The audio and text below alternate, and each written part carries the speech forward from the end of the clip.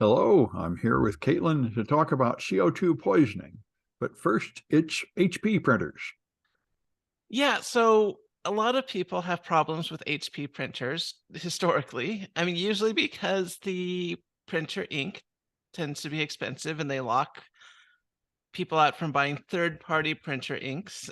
And They pull shenanigans with their drivers too. Boy, I yeah. remember my first project was to try to export an XP printer driver over to Linux. And Mhm. I managed somehow after like 36 hours, but I couldn't tell you how I did it.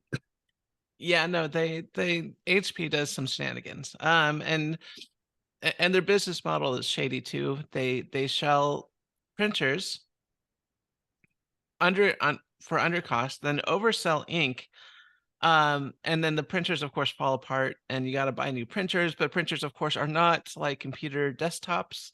You don't have to replace printers as often as desktops, but of course, HP wants you to. I mean, it's a problem. Anyway, now HP is in hot water again because according to TechSpot and Bob Thubron, okay, there's a firmware update that bricks HP printers. So HP put out a update, and let's see what it's called. I don't know if there's a name for this update, but basically what it does is it gives your printer a blue screen, and it gives the error code 83C0000B. And if you wanted to fix the printer, normally you would go through a what's called a factory reset, revert the firmware. But of course, that's done through the touch screen, which you can't use because it's borked. So in pure HP lunacy, just people will just have to buy new printers. I mean, this is Well, I terrible. think there was a repair, like some kind of cold reboot to get back to factory settings you could do. I don't think so. Oh, okay. The other Yeah, thing is, how does the printer ever get an update? I never updated any of my printers. Do they now have automatic update? they absolutely do. So a lot of printers nowadays have network connectivity, as they should. I mean, it Yeah. used to be you plugged your printer into your computer, but of course, nowadays it's more common to plug it into your network, which makes more sense because now multiple computers and your phone can use your printer. Unfortunately, this means that printers now have internet access, are becoming the Internet of Things, can download firmware updates, and in fact, printers are a lucrative target for hackers because no one thinks that the hacker's on the printer, but Yep. it can run software as well as any other computer. Oh yeah. Well, I haven't had a printer in years. The paper is over, man. But Oh, anyway. I don't know. I love my printer. I use a laser printer, which Oh is yeah. absolutely fantastic because toner one is dirt cheap. I actually got my color laser printer specifically because I looked to see if third-party toner was available, and it was. I was like, okay, perfect. That was my number one priority. And then with toner, you can easily transfer it to other mediums. So you print on paper, and then you can transfer it to, say, a shirt or a circuit board to, attach a circuit board. So you can essentially use a laser printer to print out circuit boards.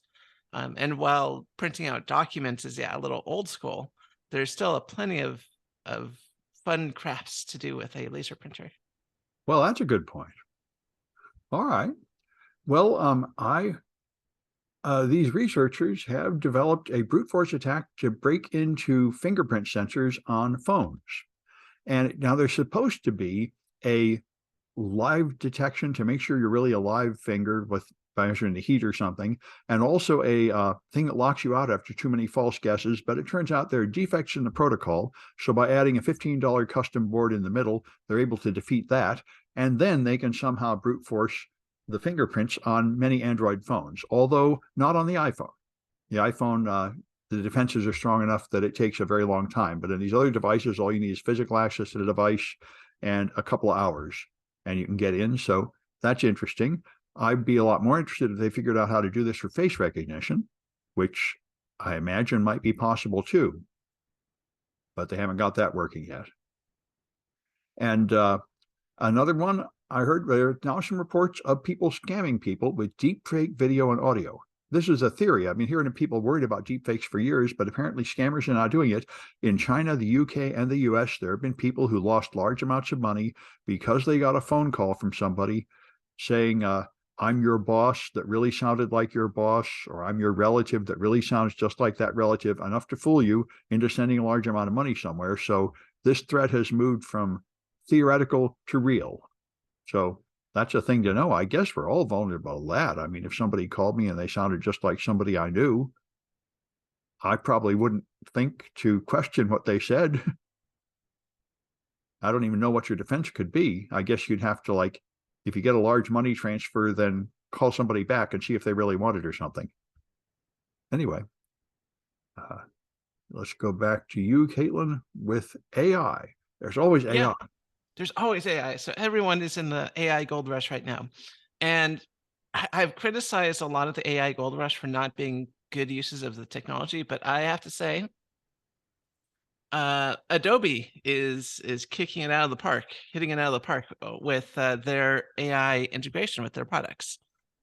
So I've always said that generative AI is really what we should be focusing on, not like searches and trying to match human intelligence and chatbots and stuff. But generative AI is really useful for productivity, and it's finally being added into Photoshop. So you'll be able to go into Photoshop or other Adobe products and use the generative AI that Adobe has, which is called Firefly. And they added it. So there's this article on, I think this is NBC. Yep. By who wrote this? I want to give Jacob Ward, Xavier Rangel, and Sarah Ruberg. Essentially, like I said, the Adobe is adding AI to their software. A friend of mine showed me some pictures that it generated, and I'm like, this is fantastic for Photoshop. This is exactly what current AI tech should be doing, right? And so there is a Firefly demo here, and it shows some of the things that the Adobe AI can do. So, you can do the standard text to image. It can do a generative fill. So if you want to like fill in parts that aren't there, it can do that. It can add text effects. Recolor an image, 3D to image. If you have a basic 3D 3D model, you can have the AI do something with it. You can extend the image. Like, let's say it's cropped too much. You can have the AI extend it out to try to guess what's on the other side of the image. Which would be a fun YouTube video, to crop an image and see how well the AI, extends it out. But in particular, what I really like is text to vector and text to pattern. Because, oh my God, AI clip art is an absolutely fantastic idea. Imagine you need some weird clip art of, say, I don't know, a floppy disk that's in the shape of a cat or something. Something that'd be really hard to find. Having an AI generator to create the clip art for you for use in these Adobe products would be killer, and that is absolutely on the table. So I am glad to see good uses of AI technology. All right. Now you explained why you have a printer. Now you need to explain why you have a floppy disk. Oh, well, this was given by a dear friend, Yes, and but you actually have a floppy disk reader, right? of course, Why in the world do you need a floppy disk? Do you have a paper tape reader? yes. You do. How about a hollerith card reader? No. Well, okay. I'm missing a few things. I was thinking about getting an Apple II. Apparently they're not as expensive as I thought they were. But That brings anyway, you back to hollerith cards. But what do you do with the floppy? oh well, a friend gave me a floppy. It has a Windows 3.1 program on it of a cat that like chases your mouse. Well, but why do you still have a reader? And how do you have a reader? USB reader? I mean, you Yeah, can't have a built-in reader anymore. yeah, no, you can. All the stuff is you can USBify anything. So this is just a floppy disk You can, USB. but should you? Yes, absolutely. What do you do with the floppy? You put in the floppy, No, that's not what I mean. and then you plug it into the computer, and it reads and writes to the floppy, and you can send it to your friends. And I used this at NASA to annoy my colleagues. You know, they'd want like a Word document or something. I'd save it to floppy, give it to them. Um, Hmm. some of my so I know one of my colleagues at NASA still had 7-inch floppies around. I mean, it's just it's a funny. Well, I used to use a machine which was so old there was no ROM, so it had a a yard or 2 yard strip of paper tape, and you had to manually enter the code on binary and launch it, and then it would read the yard of paper tape, and that was enough to boot from the floppy. So, Ah, what have you got on paper tape? oh, I don't know. I just have a whole bunch of old equipment. I mean, I haven't actually used paper Yeah. tape in 40 years, I hope, 30 Yeah. years. Anyway, all right. I just always liked the punch hole card reader technology. So I never had to use it. I was the first yeah. generation of luxurious students. We had CRTs brand new, and people said you don't have it the way we had it. The previous generation all had to use those Hollerith cards. Mm. Anyway, so Uber, the king of wise political moves, their diversity chief had a white power meeting called "Don't Call Me Karen," talking about how the poor white people are abused because they keep criticizing them for being insensitive, and they should knock that off. And she didn't call it a white power movement; she called it a "Don't Call Me Karen" movement. But people said this is insane, this is hostile, this is abusive. The various people of color said, "Wait a minute, what are we supposed to do when entitled white people are being selfish?" And she just told them to shut up and ignored their complaints, and then had a second meeting to just yell at them for being insensitive to her. And so she's been suspended. So this seems like Uber continues to be a disaster on issues of bigotry. I mean, you could call them entitled white women. I mean, I kind of feel bad for women named Karen. That's right. That's the reason I wouldn't call them Karen, is because there's other people named Karen, but yeah, I mean there is an issue where pushy, arrogant white people just trample on other people. hmm I'm saying that's not an issue and quit insulting me. You really belong in a red state if you're going to take that position. exactly. Anyway, and there's another one which I thought was very interesting. Chrome is removing third-party cookies first quarter next year. Instead, however, they are replacing it with something called the Privacy Sandbox. And we've talked about various versions of this. Microsoft announced one recently, and another company announced one, and I think Amazon announced one. They have some way to handle data where you don't see all the data. So now they have an API in the browser, and this has a whole series of different API functions. One that will give you topics, one that will give you protected audience, attribute reporting, private aggregation, and so on. And these API calls let you, as a web page, ask the browser something about the user. So you can decide what ads to target, but you don't just have a unique identifier that's shared everywhere that compromises their privacy. That's the idea. So instead of having basically a unique identifier for you that could reveal everything about you, they have an API that gives certain information about you to target ads. So it is a more fine-grained control than the old third-party cookie thing. So we'll see what comes of this. But since Google's doing it, it must seriously not compromise their profit model, which is 100% based on this audience tracking targeted ads. So it may be just another fake Google initiative to make you think you have privacy when you don't. And that's why I'm not sure. But anyway, that's the next thing in advertising. And let's go back to you with this quantum compass. Actually, before we do that, Yeah. a friend just sent something which I think we need to talk about. All right. So there's a website that will check if your document was written by AI or not. There's a few of And them. yes, and you know, it's called originality.ai, Mm-hmm. and it'll tell, yeah, if this was written by an AI or not. And so what happened is that some people threw Bible verses into originality.ai. It turns out that the Bible was in fact written by a strong and artificial intelligence. Uh, Well, that seems to answer so many questions. yes, exactly. Thank you. So it is 100% AI, 0% original. And this is it, the text is, you know, in the beginning, God created heavens and the earth. This is Genesis 1:1. Yeah, so I There's been a lot of science fiction based on this premise that God is an AI. Yes, yes, but now I we know. know. Now we know, it's been proven, okay. Well, So, good. We just have to hope it's a kindly AI. yes, yes, and on a completely different note, The Telegraph has an article written by Danielle, Sheridan, talking about a new GPS replacement for ships. So I'm always curious about new navigation technologies because this stuff infects all our lives.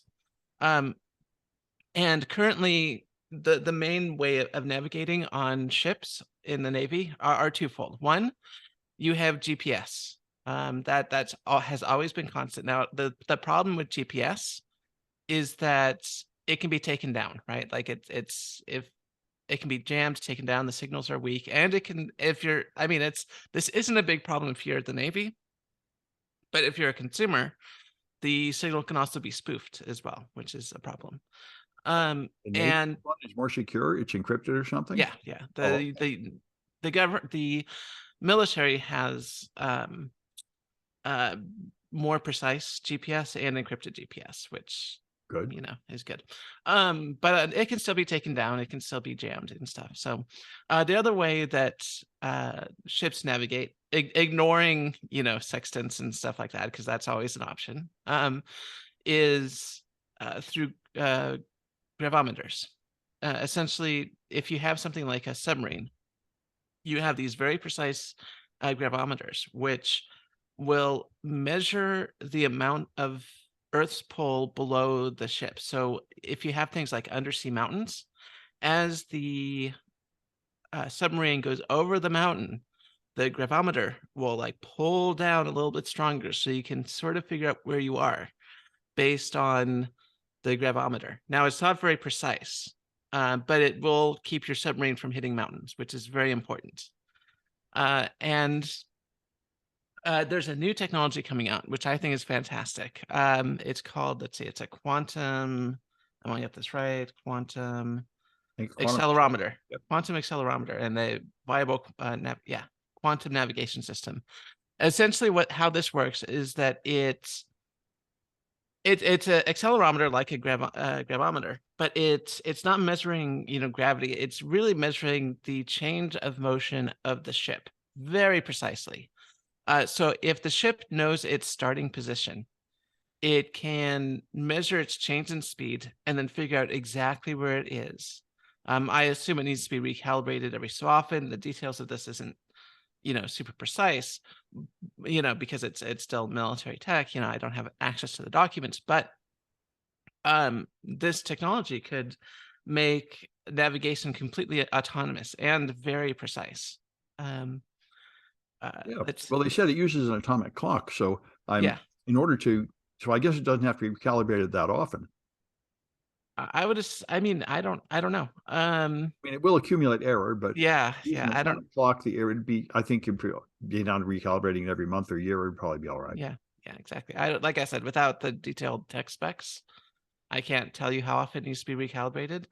Um, but eventually these technologies end up in our vehicles, in our daily lives and stuff. And so, Well, you this know, one is cryogenically frozen right now, so right, it's not practical. It must weigh a ton.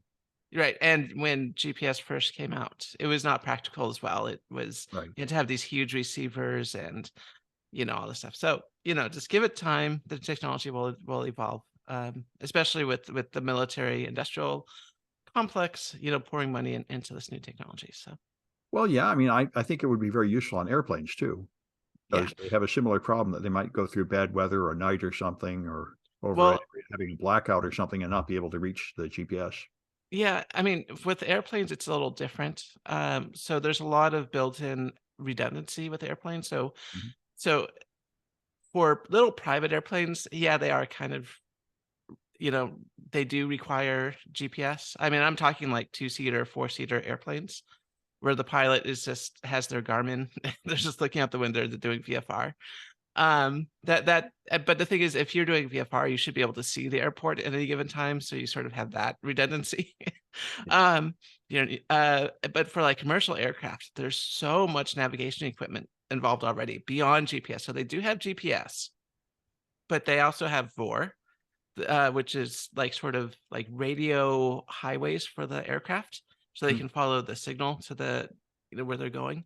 The landing strips also have their own um, sort of radio broadcast. So that's how the airplanes are able to line up with the runway, even if it's cloudy. So that they're not relying on GPS at all when the airplane is coming in for a landing. It's all based on the airport itself. And then of course you have three ring laser gyroscopes on their aircraft at all times. And these use the Sagnov effect to figure out the airplane's rotation and direction, very precisely. So What it's effect? it's the Sagnov I don't know that effect. effect, but it's Yeah. something like if it's turning, it'll have an effect on waves interfering. It's an interferometer. Yes, exactly. Okay, that makes sense. Yeah, Uh, we and can let me detect rotation. Sagnac effect. Sagnac effect. Sorry. Um, Yeah. it's basically a lasers that go around in a circle, and then they bounce back, interfere with each other, and it can tell if it's rotating. And there's 3 for each axis of rotation. So Essentially an angular accelerometer.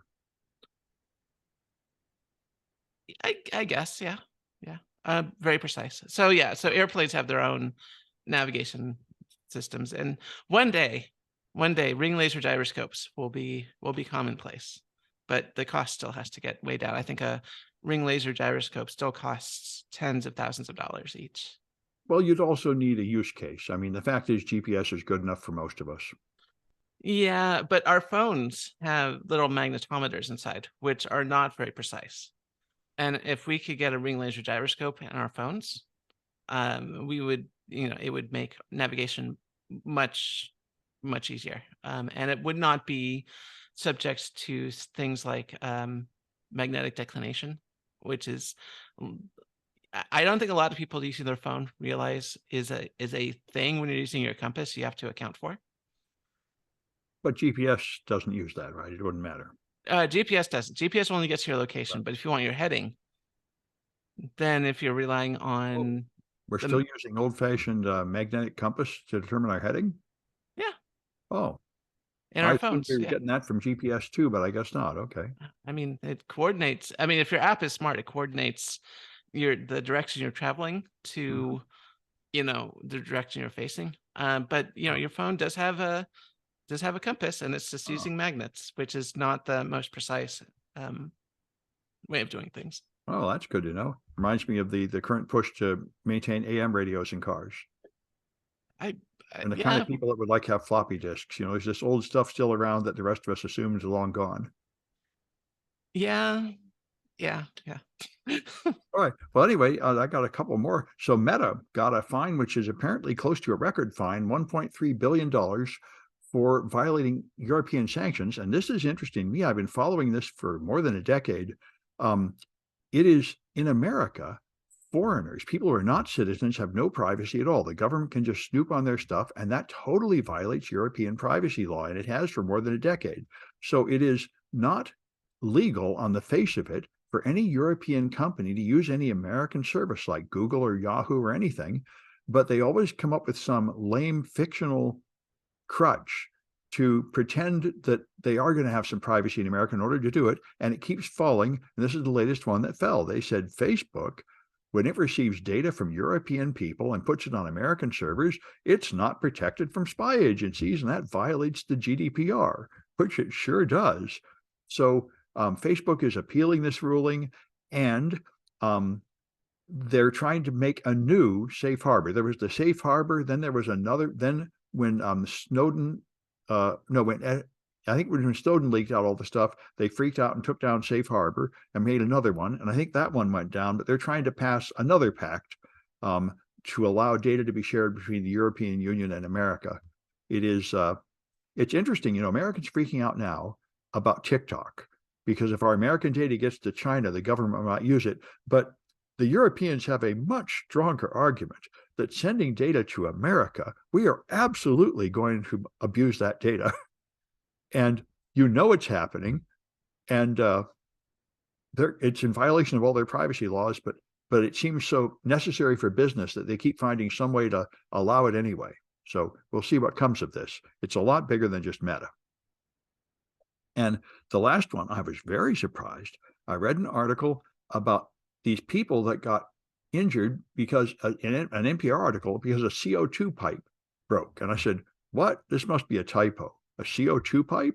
There are CO2 pipes, tens of thousands of them.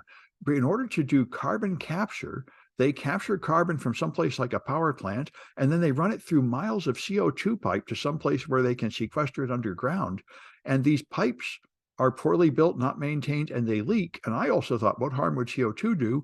Apparently, it does a lot of harm. When the CO2 leaks out, it can cool and last for hours, and the people exposed to large amounts of CO2 get brain damage and heart problems and all sorts of things. I was just amazed by this. I had no idea there were CO2 pipes. I had no idea it was really significantly dangerous. And apparently there's going to be a lot more of them. They're building out tons more of them for carbon capture. So this is a new risk to become aware of. And another thing about it is, natural gas, it'd be really deadly, except they add isonitrils to it to make it smell bad. So if it leaks, you can smell it, but they don't do that with the CO2. So when it leaks, you can't tell it's leaking. People just get sick and they don't know what's wrong. They think they have a cold because they're coughing or something. And so that's a thing to be aware of.